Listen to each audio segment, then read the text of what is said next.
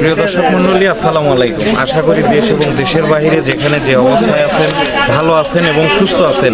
প্রিয় দর্শক মণ্ডলী, আজকে আমি দাঁড়িয়ে আছি সিরাজগঞ্জ জেলা ঐতিহ্যবাহী সেই বেহুলার গ্রাম, যে গ্রামকে ঘিরে লোককথা, ইতিহাস, ঐতিহ্য আরও অনেক কিছুই আছে, আপনারা জানেন। তো আজকে আমি এখানে এসেছি সেই বেহুলার গ্রামে। আপনারা জানেন এখানে কিন্তু ওই হাট লাগে আর বছরে একবার মেলা লাগে এই বেহুলার উপলক্ষে। এখানে সেই বেহুলার সোনার নৌকা এবং আরও আছে কুয়া আছে, আরও অনেক কিছুই নিদর্শন ছড়িয়ে ছিটিয়ে আছে এই বিনসারা গ্রামের বিভিন্ন জায়গাতে। তো আজকে আমি এখানে এসেছি সেই বিনসারা গ্রামে এবং হাটে। তো আজকে এই হাটে এসেছি, আমি দেখব এই রমজান উপলক্ষে হাটের বর্তমান পরিস্থিতি কি, এটা আমি নিজে জানবো এবং আপনাদের জানাবো। তো এই মুহূর্তে আমার সামনে দেখতে পাচ্ছেন যে একজন দোকানদার ভাই বিক্রি করছে এবং একজন ক্রেতা এখানে উপস্থিত হয়েছে, তারা কিন্তু জিনিসপত্র কিনছে। তো যাই হোক, আমি যেটা বলতে চাচ্ছি, আসসালামু আলাইকুম ভাই, কেমন আছেন? তো এই যে বর্তমানে কাঁচা বাজারের পরিস্থিতি কি, আর আজকে কোনটা কোন দামে বিক্রি করছেন এটা একটু যদি বলতেন।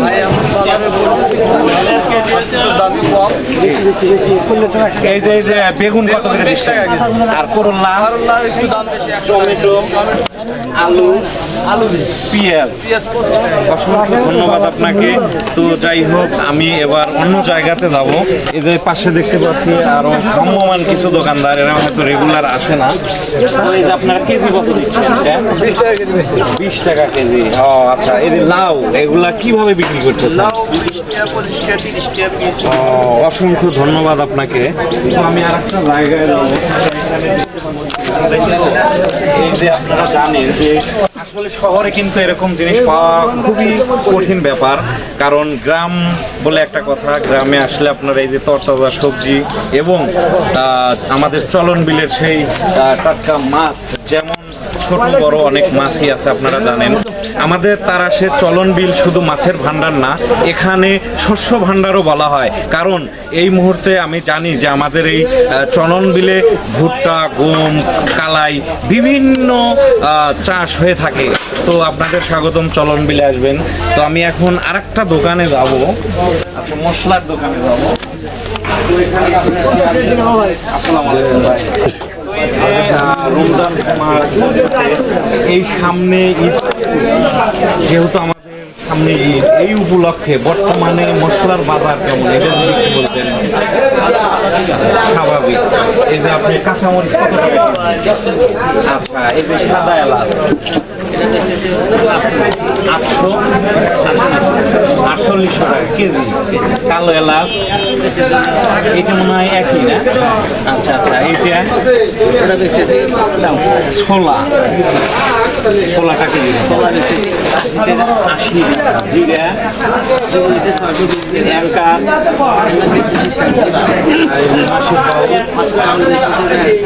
মসুরের ডাল এটা মোটা, তাই না? 80 টাকা কেজি।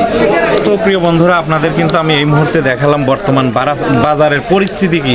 আমি এখন উপস্থিত আছি সিরাজগঞ্জ জেলা ঐতিহ্যবাহী সেই বেহুলা লক্ষ্মীন্দারের গ্রামে এবং ঐতিহ্যবাহী বেহুলার হাট। তো আমি আরেকটা দোকানে যাব, বর্তমান বাজার পরিস্থিতি এখানে আমি একজন বিনসারা বাজার, বেহুলা লক্ষ্মীন্দারের সেই ঐতিহ্যবাহী বিনসারা বাজারে একজন আদর্শবান ব্যবসায়ী আছে। আমি ইতিমধ্যে আমার তো আপনারা দেখেন যে উনি কি বলেন। আসসালামু আলাইকুম। আচ্ছা, আপনার কাজটা সেরে নেন, আপনার কথা বলুন।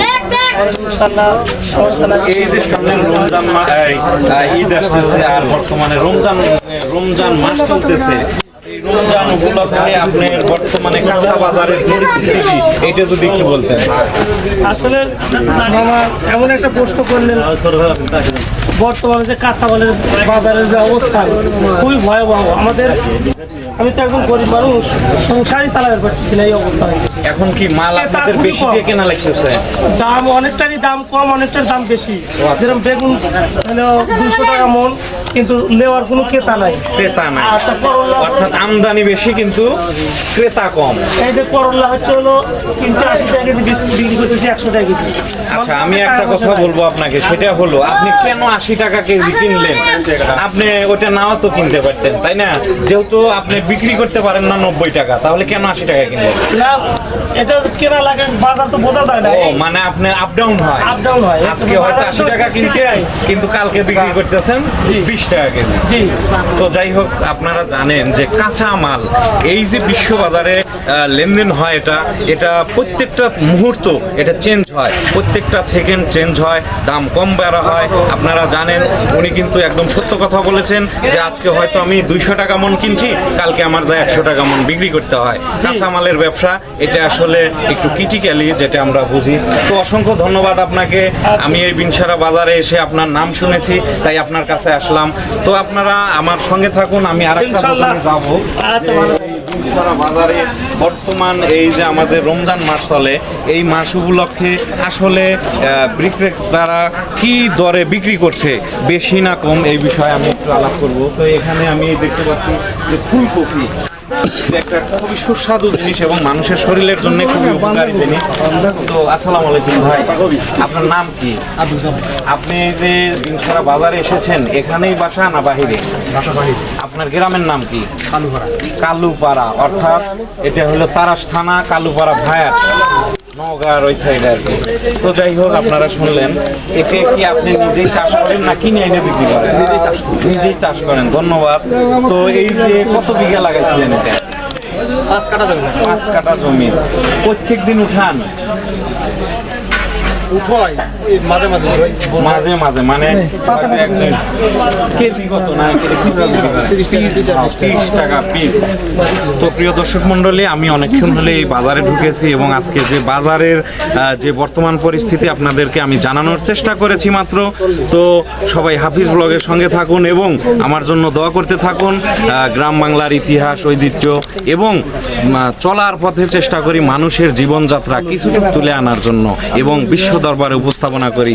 আমার জন্য সব সময় দোয়া করবেন, আমি যেন আমার মৃত্যুর আগের দিন পর্যন্ত অসহায় মানুষের মুখে খাবার তুলে দিতে পারি। আপনারা জানেন প্রত্যেক দিন আমি এই রমজান উপলক্ষে আমি ইফতারি করাই, শুধু অসহায়দের, আমি বড়লোকে খাওয়াই না।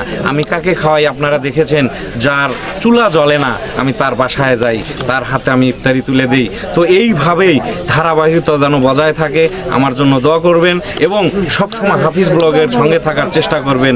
প্রিয় বন্ধুরা, কথা বাড়াবো না, আজকে আপনাদের কাছ থেকে আমি বিদায় নেব এবং সেই বেহুলা লক্ষেন্দারের অনেক কাহিনী, গল্প, ইতিহাস আছে, আপনারা শুনেছেন। আমি আজ সেই বেহুলা লক্ষেন্দারের ঐতিহ্যবাহী হাট বিনসারা হাট থেকে বিদায় নেব। সবাই ভালো থাকবেন। যাবার বেলায় একটা কথা বলে যাই, যার পেট ভরা আছে তাকে খাওয়াবেন না, যে অনাহারে আছে তার মুখে আহার তুলে দিবেন। প্রিয় বন্ধুরা, আজ চলে যাচ্ছি কিন্তু যাচ্ছি না, আবারও দেখা হবে নতুন কোনো স্থানে, নতুন কোনো ভিডিও নিয়ে। সবাই ভালো থাকবেন, ভালো রাখবেন, এটাই প্রত্যাশা করি। আল্লাহ হাফেজ।